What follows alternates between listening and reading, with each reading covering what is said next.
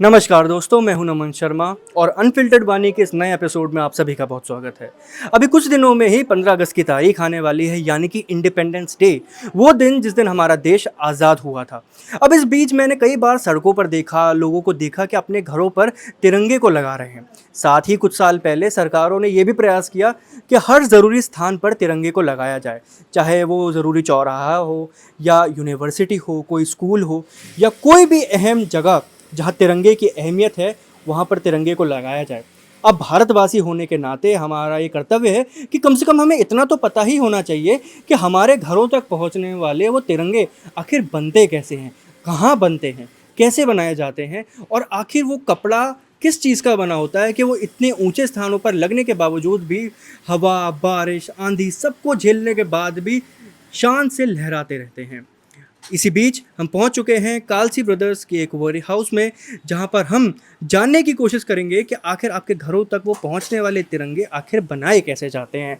आइए, आप यहां पर देख रहे हैं कि हम एक वेयर हाउस में पहुंचे हैं और यहां अंकल से हम बात करने की कोशिश करेंगे। अंकल, सबसे पहले आपका नाम? Hello, myself is Gurdayal Singh कलसी।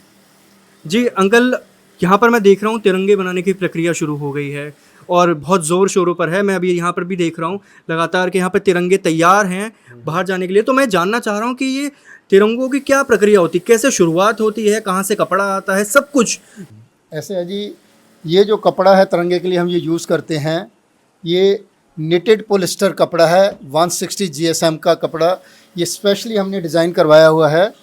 ये ना तो कभी फेड होता है ना ये फटता है। स्पेशली हमने झंडों के लिए ही डिज़ाइन करवाया हुआ है। ये हमारे रॉ मटेरियल के सभी पैकेट्स पड़े हुए हैं। इसको हम प्रिस्क्राइब साइज़ के अकॉर्डिंग हम इसको कट कर लेते हैं, तीनों साइज़। उसके बाद हम जो सेंट्रली है वाइट वाला पोर्शन, इसमें जो एम्बलम जिस साइज़ का है उसकी प्रिंटिंग होती है और उसके नेक्स्ट हमारी ये यहाँ पे स्टिचिंग होता है। और तकरीबन 2010 कॉमनवेल्थ गेम्स में मैं ऑफिशियल फ्लैग पोस्ट सप्लायर था वहाँ का। वहाँ जितने ऑलमोस्ट जितने भी झंडे लगे थे मेरी कंपनी के ही लगे थे। ऑलमोस्ट थ्रू आउट इंडिया सभी जगह लगा दिए हैं। A special thanks to flag foundation of India, mister Naveen Jindal its founder, and mister Kohli, जिन्होंने हमारा इतना साथ दिया है, हमें आज इस मकाम तक पहुँचाया है हमारी कंपनी को। उनकी वजह से आज हमारी कंपनी एक बहुत ऊंचे मुकाम पर पहुंच चुकी है। तकरीबन जहां एक आम आदमी का जाना भी मुश्किल होता है, जैसे लेह, लद्दाख, कारगिल से आगे भी सभी जगह हमारे फ्लैग्स लगे हुए हैं। दिल्ली में जो सेंट्रल पार्क सीपी है उसमें भी जो फ्लैग लगा हुआ है वो हमारी कंपनी का ही लगा हुआ है।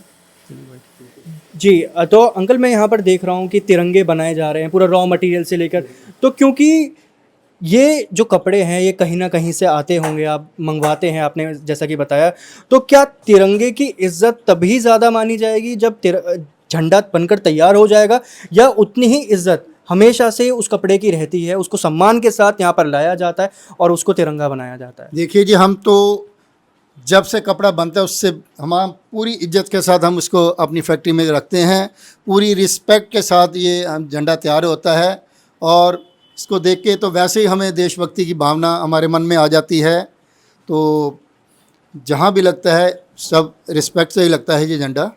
जी, अंकल को ना, अब जब मैं बाहर से आ रहा था तो अंकल ने मुझसे कहा कि आप जब अंदर जाएंगे दुकान के अंदर तो आप ध्यान रखिएगा, आप अपने जूते बाहर उतार दीजिए, क्योंकि हम जो है दुकान के अंदर जूतों को पहनकर नहीं जाते हैं, क्योंकि अंदर जो है झंडे का काम होता है। तो ये सम्मान की बात है कि चाहे यहाँ कोई नहीं देख रहा, कोई आके पूछने वाला नहीं है कि आप क्या कर रहे हैं, क्या नहीं कर रहे हैं, लेकिन वो सम्मान उन्होंने देने की प्रयास किया है। अंकल, कितना गर्व महसूस होता है एक भारतीय नागरिक के तौर पर कि वहाँ जहाँ लोगों का पहुँचना मुश्किल है, जहाँ देश की सीमाओं पर या देश के नागरिक वो देखते हैं झंडे को, तो कितना महसूस होता है कि ये झंडा हम बना रहे हैं, और कितना गर्व की और सम्मान की बात है ये। हमें भी बहुत गर्व महसूस होता है जब हम देखते हैं कि हमारे बने हुए झंडे देश की हर सीमा पर, पाकिस्तान के बॉर्डर के ऊपर सभी जगह हमारे झंडे लहरा रहे हैं।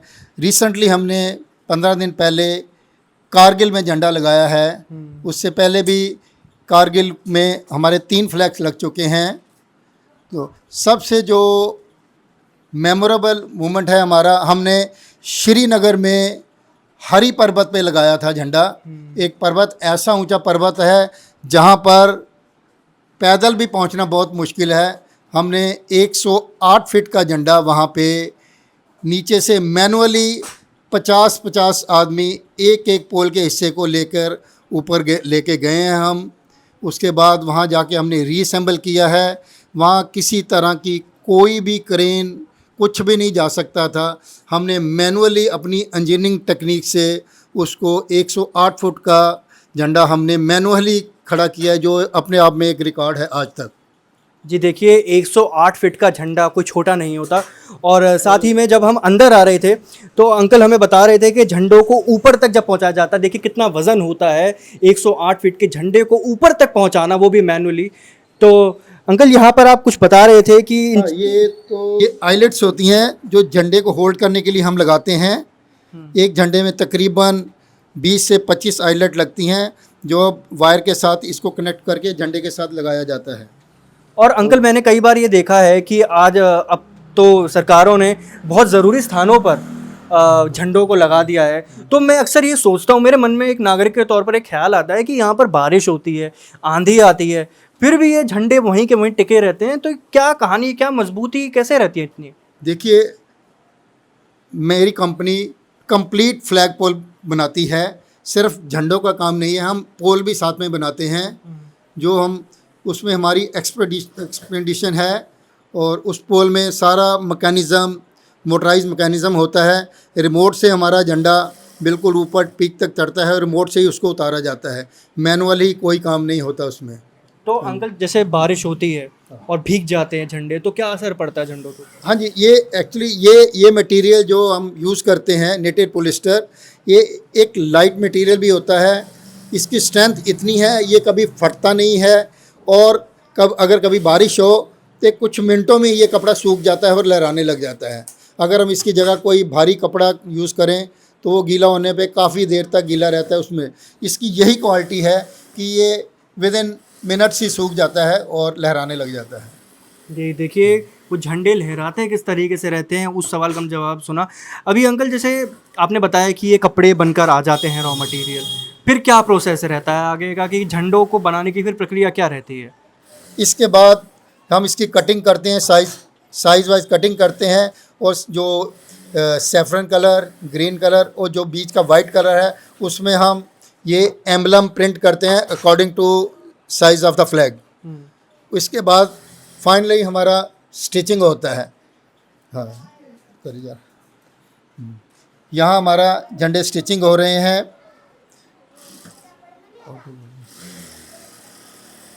ये इसका झंडे का कॉर्नर बन रहा है। इस कॉर्नर को हम, हाँ जी, ज़्यादा से ज़्यादा स्टिचिंग करके इसको हम, हाँ जी, पक्का बनाते हैं जी। आप ज़्यादा टेंशन मत लीजिए, जो काम चल रहा है उसको चलने दीजिए। बहुत बढ़िया काम हो रहा है। तो आप ये कह रहे हैं कि यहाँ से क्या होता है, ये इस तरीके से इन्होंने क्यों किया? ये हम इसका कॉर्नर बना रहे हैं। इसमें हमने काफ़ी ज़्यादा स्टिचिंग कर दी है ताकि इसके कॉर्नर मजबूत हो जाएं। एक्चुअली झंडा फहराते हुए ना कॉर्नर से फटता है। अगर कॉर्नर मजबूत नहीं होगा तो झंडा फट जाएगा। इसीलिए हम ये कॉर्नर जो है ना, इसको हम बड़ी अच्छी तरह स्टिचिंग करते हैं ताकि ये प्रॉब्लम ना आए। हमारे झंडे में इस तरह की कोई प्रॉब्लम नहीं है। फिर अंकल मैंने अक्सर देखा है कि एम्ब्लेम जो होता है बीच में, उसको ना अक्सर जैसे आपने यहाँ पर प्रिंट किया हुआ है, लेकिन कई बार होता है कि वो कपड़ा अलग से उसके ऊपर लगाया जाता है। तो ये जो इंक होती है, ये किस तरीके की इंक है जो ये मैं यहाँ देख रहा हूँ? ये स्पेशल इंक प्रिंटिंग के लिए होती है। ये ना फैलती है और ना ही इसमें फेड भी नहीं होती है किसी तरह में। तो ये स्पेशली ऐसे है कि कभी बहुत बड़ा झंडा बनना है तो उसमें कपड़े का साइज़ उतना नहीं मिलता है, उसको फिर अलग से एम्बलम उतनी कटिंग में हमें बनाना पड़ता है। तो झंडे के अंदर उसको फिर स्टिच कर दिया जाता है सेंट्रली जी। और फिर आप जैसे सिलाई हो गई, उसके बाद हम क्या करेंगे फिर इसको? इसके बाद सिलाई हो जाएगा। इसके बाद हम पूरा इसको पैकिंग कर देंगे। ये हमारे पैक पड़े हुए झंडे सब जाने के लिए तैयार हैं। ये अलग अलग साइज़ हैं सारे।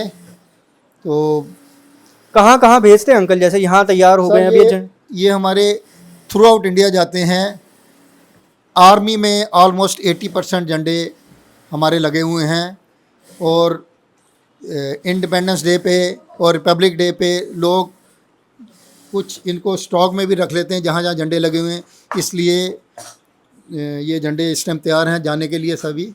अंकल के साथ कई सारे जो लोग हैं यहाँ पर काम कर रहे हैं। अभी यहाँ पर मैं फ़िलहाल देख रहा हूँ 2 वर्कर हैं, एक वहाँ पर सिलाई कर रहे हैं और एक यहाँ पर आगे तैयारी देख रहे हैं कपड़ों के लिए। क्या नाम है आपका? मेरा नाम प्रवीण कुमार।